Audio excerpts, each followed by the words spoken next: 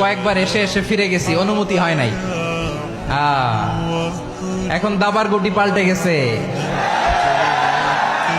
দাবার গুটি পাল্টে গেছে। এক মাঘে শীত যায় না, কিন্তু আমরা স্মরণে রাখি না, ভুলে যাই। এটাই বড় আফসোস প্রিয় ভাইরা।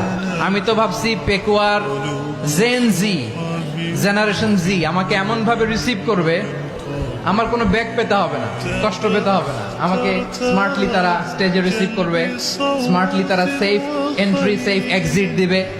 বাস্তবে তো উল্টা, একেবারে উল্টা। আমি জানি জায়গা নাই, ওই যে দেখছেন উত্তর রেডি আছে।